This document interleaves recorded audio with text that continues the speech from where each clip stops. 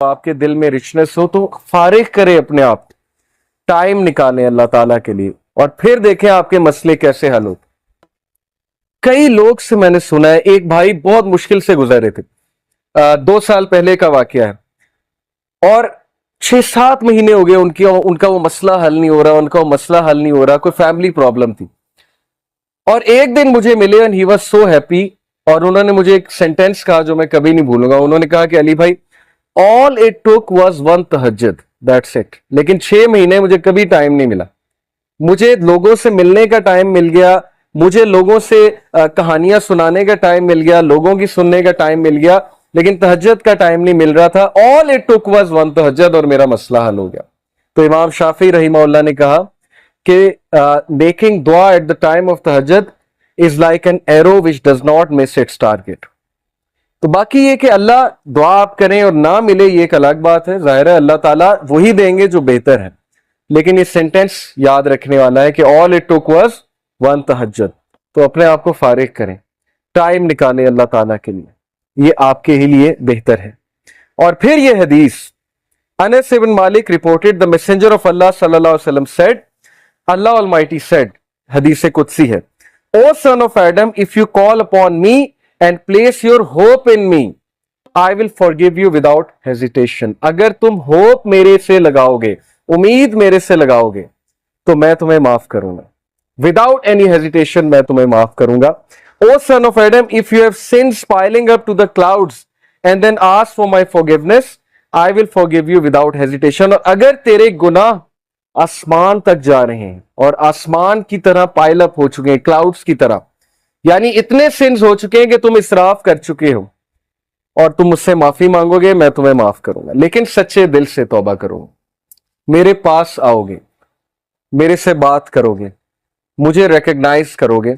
تو میں تمہیں معاف کروں گا۔ تو کویسچن یہ ہے کہ کیا ہمارے ہوپس اللہ تعالیٰ سے لگے ہیں یا ہمارے ہوپس کریشن سے لگے ہیں؟ میں یوتھ سے بات کر رہا ہوں، میں حیران ہوں کہ ہم ایک انسان کے لیے راتیں جاگ لیتے ہیں، ہم اس کے لیے اپنے ڈیسیجنز چینج کر لیتے ہیں، کیریئر کے جو ہماری لائن ہے اس کو چینج کر دیتے ہیں ایک انسان کو پانے کے لیے، ایک انسان کے پیچھے دوڑتے ہیں، اور بعد میں ہمیں کوئی خاص فائدہ بھی نہیں ملتا، بعد میں ہمیں جو ہے وہ ریگریٹ ہوتا ہے کہ میں نے اتنا کچھ کیا اور آگے سے ریزلٹ جو ہے وہ کچھ بھی نہیں ہے۔ تو یہ ہیں وہ مثالیں جو اللہ تعالیٰ ہمیں قرآن مجید میں بتا رہے ہیں، حدیث میں بتا رہے ہیں کہ تم میرے سے امید لگاؤ، تم میرے پاس آؤ، تم میرے سے مانگو، پھر دیکھو کہ تمہارا مسئلہ حل ہوتا ہے کہ نہیں ہوتا ہے۔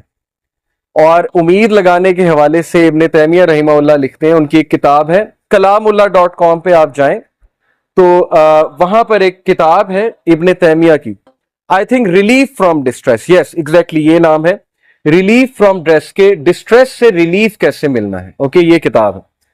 وہ کتاب اس آیت کی تفسیر ہے، لا الہ الا انت سبحانک انی کنت من الظالمین، صرف ایک آیت کو پکڑا ہے ابن تیمیہ نے اور پوری کتاب لکھ دی۔ اس میں وہ ایک بات لکھتے ہیں کہ اسلاف جان بوجھ کر یہ دعا کرتے تھے، یہ بھی ایک دعا تھی ان کی کہ ہماری دعائیں ڈیلے ہوں، ہماری دعاؤں کی قبولیت ڈیلے ہو۔ اب یہ ہمارے لیے، ہم جیسے لوگوں کے لیے جو دنیا میں بہت ڈوبے ہیں، بڑی عجیب بات ہے، ہم تو چاہتے ہیں یوں دعا قبول ہو، میں اللہ سے مانگوں اور چیز میرے سامنے ہو، چاہے وہ میرے لیے بہتر ہے یا نہیں ہے۔ اسلاف کہتے تھے کہ ہم جان بوجھ کے وش کرتے تھے کہ دعائیں ڈیلے ہوں، کیوں؟ کیونکہ جب بندہ دعا کر رہا ہوتا ہے اس کا تعلق ہی اللہ سے اور ہوتا ہے، تو وہ اس تعلق کو انجوائے کرتے تھے کہ ہم تکلیف میں ہیں، ہم کسی ڈسٹریس میں ہیں، بس ہم دعائیں کیے جائیں، تو یہ تعلق انہیں بہت لطف دیتا تھا۔ یہ ایک بہت ہائی لیول کی بات ہے۔ بتانا میں آپ کو یہ چاہ رہا ہوں کہ دیکھیں مصیبتیں آتی ہیں، مشکلیں آتی ہیں، انسان پر بہت سے فیزز آتے ہیں، اور اس فیز میں اگر اللہ سے آپ کنیکٹ کر جائیں تو یہ آپ کے لیے خیر ہی خیر ہے، اور اس فیز میں اگر اللہ سے دور ہو جائیں تو پھر یہ شر ہے بہت۔